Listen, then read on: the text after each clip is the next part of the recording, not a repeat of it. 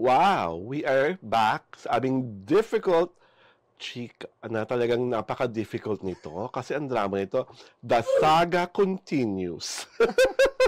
Ito po si Alwin Ignacio, ang diva that you love. Kasama ko ang aking kumaring ultramaldita. Hi, this is Alex Brosas. And yes, oh yes, this is The TT Show. Ang tarayan na talakayin Showbiz Edition, mare.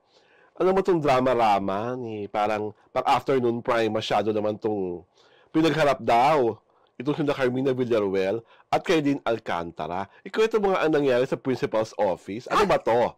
There are, we have sources, di ba, na nagsabi na, kasi di ba ito si Carmina, di ba parang nag-post ng cryptic message. Yes. Mm-hmm. Ngayon, parang she was alluding to, well, according to rumors, di ba, kay Kailin Alcantara. Kasi, di ba, naghiwalay na si Kailin Alcantara at yung anak niyang si Mavi Legaspi. Ngayon, kasi, parang in defense of her son. Pagkatanggol ng nanay sa anak. Ano ba nangyayari? At bakit kailangan niya pagtanggol si Mavi? Because, di ba, parang hindi naging maganda yung hiwalayan ni Kailin, di ba? Okay. Yung parang, there were even rumors na parang sinaktan ni Kailin physically, si Mavi. Oo. Okay. After daw magselos, ganun-ganon. Which has not been proven, pero yun ang malakas na ugong. Ngayon, syempre, yung GMA, medyo na-bother sila. May isang GMA executive medyo na-bother, si Lilibet Razonable. Na parang she got wind of the and to stop the billowing animosity between them, pinagharap. Ay, call ako ng meeting, chuchu. Para ma-trash out yung mga mga differences niya. Di ba? Ngayon, di pinagharap. Ngayon, sinabi na ni Kailin yung dapat niyang sabihin. Yung version of her truth. Of her truth, kung bakit sila naghiwalay. Okay. Ay, pagkatapos, naloka si Si Carmina. Ay, natigalgal siya. So, nawala ang taray niya, Oh! Di ba? Kasi, talagang ibinulgar ni Kailin. Ang mga kaganapan. Ang mga kaganapan kung bakit sila naghiwalay. So, we mean to Hindi say... makapaniwala si Carmina na ganun yung anak niya. Sa mga sinabi ni Kailin. Oo, sa mga sinabi ni Kailin. Ano kaya nang sinabi ni Kailin? Kinagitla ni Carmina. Gusto mo sabihin ko? Aral ko! Ito na tayo! Ayoko ba? Diba? Wag yan. Wag po. Samantala, diba? very angelic looking si Mavi. Yeah, oo. Si Maverick. Pagka-pogi-pogi, mukhang bango-bango, ang bait-bait. Oh my God! Ito mga binulgar ni Catherine, ni Kailin, sa conversation na yon. Napatahimik daw si So, para palang... So, ang dating sa akin, please correct me if I'm wrong, Miss Carmina, parang wolf in sheep's clothing, si Maverick? Kaya silang tigalgal? Hindi, ang dating naman sa akin is, parang you don't know your son. Oh, okay. Ganon dating Yan ay dating sa atin, dating sa iyo, dating sa akin. Of course, we are not there. So, hindi namin alam kung, di ba? Kung ano na dating naman sa iyo. Charot, di ba? Sandali nga, i-phone pa siya si Madam Lilibet. Sorry! Madam Lilibet, ano ba talaga? Yung totoo. Pero bilib ako kay Madam Lilibet. Kasi, binigyan niya ng ng oras yung panig ng dalawa. Marinig yung panig ng dalawa. Tama naman yun. Tama yun as an network executive. Dapat ganyan. Oo, dapat ganyan. Ayusin natin ang gusto sa sarili nating pamilya. Oo, she acted out na meron siyang concern. Yes. Kasi both are kapuso artists. Yes. Diba? At saka parang relatively young. At saka parang may magandang promise sa showbiz. Yes. Diba? Kaya gusto niya ma-trash out. Sige, para tapos pagkatapos nun, pinagbawalan na si Carmina at si Kailin na magsalita about the issue. Kaya wala ka na makikita. Di ba? Bigla tumahimik si Carmina. True. Wala na siyang cryptic post. Si Kailin din. Wala na rin. Di ba? Parang na.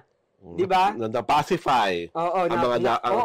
Ang kaguluhan kaysa lalong lumaki at maglagablab. Oo, pero pag nalaman ng publiko yung rason, mawilindang sila. Maloloka sila. Parang they will not know what will hit them. Diba? Ano yun? Ano daw? At hindi siya Shakespearean tragedy. Oo. Diyos ko dahil. Talagang Ewan ko. Hindi, di ba? Parang may kasabihan sa English, looks can be deceiving. Yes, yun nga sabi ko parang nga siyang wolf in sheep's clothing. Oo, di ba?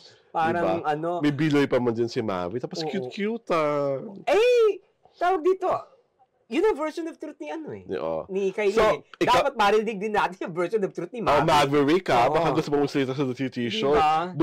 Bukas ang aming show. Of course, we will not talk. Ikwento mo yung version of truth. Pero kasi nga, I'm sure na pagbawalan ka na. At nag-usap-usap na nga rin naman. Diba? Kasi alam ko, nabasa ko rin sa X, una, yung parang yung tatay ni Maverick, at yung tatay ni Kylie, naghahamunan rin. May dramang ganyan-ganyan din. Na parang feeling ni Zoren, masyado nalalaki. Quote-unquote yung anak niya. So, nung nagharap yung mag-ama. Pinagharap din?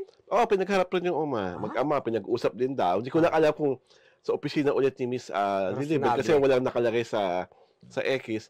Nung nalaman na ni Zoren, nagitla din. Ang katotohanan mula kay tatay ni Kaylin, same reaction with Carmina. Nagitla rin. Kaya whatever is yung paghahamon or anything, just like Carmina, tumiklop.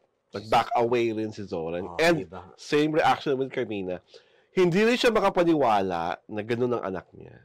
Na samantalang puspos na pinalaki sa tamang values. Diba talaga si Carmina, maalaga sa mga anak, super hands-on. So kung sino man ang mga bad influences ni Mavi, kung meron man, tantanan niya na yung bata. Pero hindi ako makapaniwala na na ganun si Maverick Kasi parang, my God, with such an angelic face, di ba?